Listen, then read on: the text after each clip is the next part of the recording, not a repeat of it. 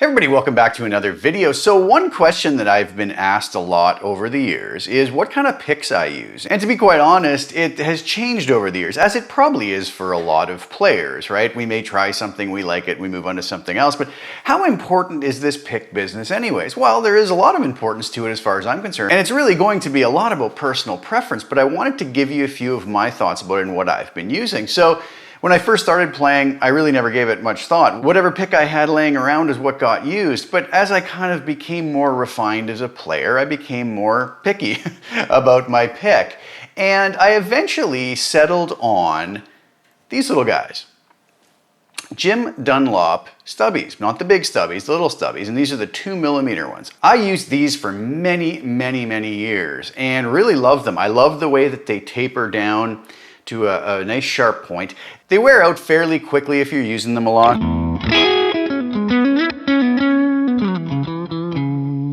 But they tend to sound fairly nice with a full tone, and they don't have any give to them. I like a pick that doesn't flex at all when I'm playing. I like it to be very accurate.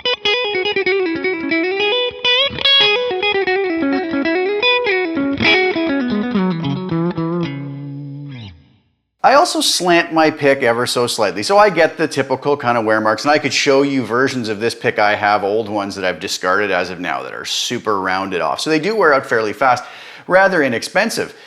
Something happened though a number of years ago when I was having an interesting little hangout with Guthrie Govan. And every hangout with Guthrie Govan is always interesting. He's always an extreme gentleman and a wonderful person to have a discussion about. But this was after a particular Aristocrats show, and him and myself and Marco were hanging out a little bit after the show, having a couple drinks. And I asked him about the pick that he was known for using, which is the Red Bear picks. So after having a discussion with Guthrie about that, I thought I would give it a try, and I ordered one. Now, the one downside to Red Bear picks is they're very expensive. I mean, they're not out of the reach of everybody, but they are expensive for a pick, right? One of these Jim Dunlop stubbies I can probably find somewhere for 80 cents, 75 cents, whatever they cost. Whereas something like this Red Bear Little Jazzer will run you upwards of about $28 US. Now, they do last a long time if you take care of them. So what the folks at Red Bear have done is basically tried to mimic the infamous tortoiseshell material for making picks. Obviously, tortoiseshell has a lot of reasons we wouldn't want to use them. The legality, the cruelty factor. We probably would want to shy away from that, and I think most folks do nowadays. I don't think there's really any reason to want to use real tortoiseshell when you could get these amazing picks from Red Bear. So I use the Little Jazzer pick, and I really like the heavy gauge. Now, having said that, I have quite a selection of these now. I have the original model I ordered. This is the pick I've been using a lot. I always had it sitting on my studio desk, just waiting to be used. And I remember getting it and trying it and going, it's okay, but I think it just wasn't what I was used to at the time.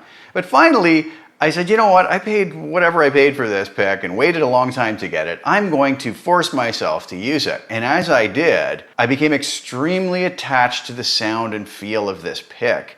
So much to the point that I was getting really afraid of losing it because it was the only one that I had. So this pick has a little more wear on it because basically for the last year and a bit, this is all I've been using pretty much.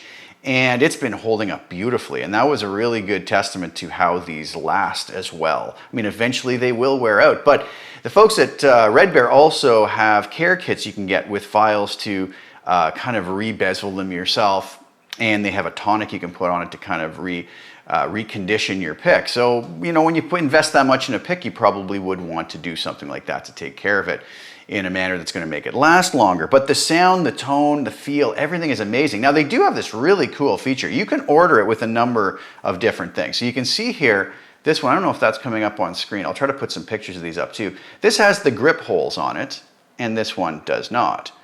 This is a heavy gauge. This is a medium gauge. I really like the heavy gauge though, but I did put an order in finally so that I had a whole bunch of these in the studio. I have a few more coming as well, just because I really was deathly afraid of losing this. I now pick up something like the stubby and it feels odd, you know, and doesn't sound quite as good to me. I'll give you some sound examples in a moment.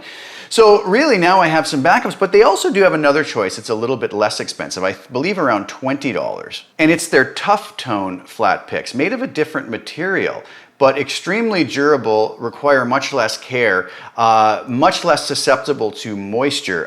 The original picks that I just showed you are more susceptible to moisture. If we sweat a lot, it's going to degrade the pick faster, unfortunately, according to the folks over at Red Bear. So this is the same little Jazzer model in their medium gauge. They also offer this in an extra heavy gauge, so only 2 gauges on those. But they also offer, on top of the different styles of picks and the grip holes, you can get a left or a right hand speed bevel put into it, where they basically, and it's going to be very hard to see this on camera, but they work in a slight wear pattern according to how you pick. So I order mine with the right hand speed bezel on them, which means that on the part that's facing the headstock, this part here that's hitting the string is also already going to have a bit of wear on it, as well as the top part on the other side. So our downstrokes and our upstrokes are each going to have this little bezel which allows you to maybe cut through the strings a little bit easier.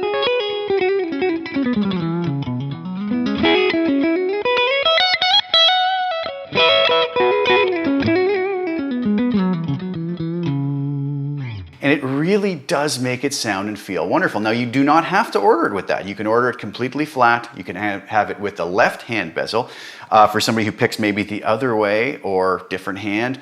But I like the right hand speed bezel, and I have that put into all mine.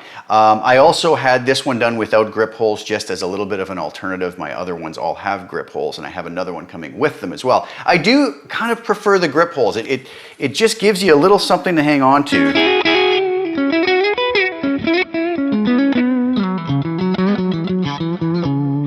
So they feel really, really nice, and honestly, I can't say enough good things about them, and I really can't use anything else. I mean, I can use it, but I really prefer not to. I'm loving the sound, I'm loving the tone. So the tone is an important thing though. So I tried to play the same little lick starting with the Jim Dunlop stubby and moving through all the different styles of Red Bear picks I have, just to play for you. Maybe you won't notice a tone difference, maybe it won't come through, but I think you may. I did.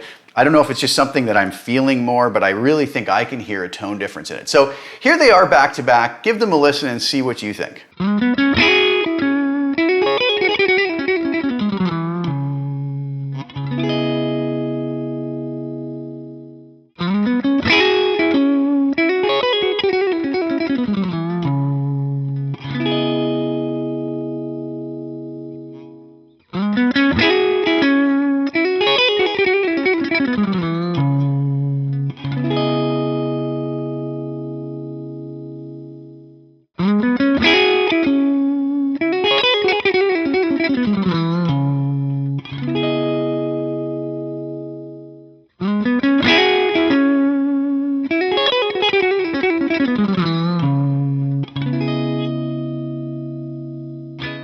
What'd you think? Did you hear a difference between those? I think there is quite a remarkable difference, and it might just be me, feeling better with a certain pick in my hand. But I really like to gravitate towards the heavy gauge Little Jazzer by Red Bear, and that's all I'm using now. Expensive, yes. Worth it, in my estimation, yes. I have no affiliation with Red Bear, never spoken to them at all. I've purchased all of my picks from them. I have another order coming. I'm set for a while. It does get expensive, but I think, like I said, I think it is very much worth it. And I think a lot of folks out there who like that style pick, or as I showed before, any of the other style picks that they offer would really enjoy that. You do have to take care of it, and you're probably going to protect it to keep it a little closer to yourself than, say, a run-of-the-mill, 50-cent pick you'd pick up at the local music store. They also have a nice website up with proper care of that, and I'll put that in the link below. So anyways, that answers the question what picks I use, and I think it is an important question, and I think it's a very integral part of getting a decent tone is having a decent pick. And using it in a manner that's going to get the most out of the tone or preset that we're playing through. So I hope you guys enjoyed that. Go give the folks over at Red Bear a look and a listen, and maybe order one of their picks or a few of their picks. And I hope you actually enjoy using them as much as I do, and I hope you see the benefit of it. So anyways, thank you so much. Please like the video, share it with anybody who you think would get use out of it, and subscribe to the channel, hit the little bell notification to get notified when I put new content out, and all that jazz that I always say at the end of the video, because we're supposed to say that apparently. Thanks again so much for watching. Ciao for now.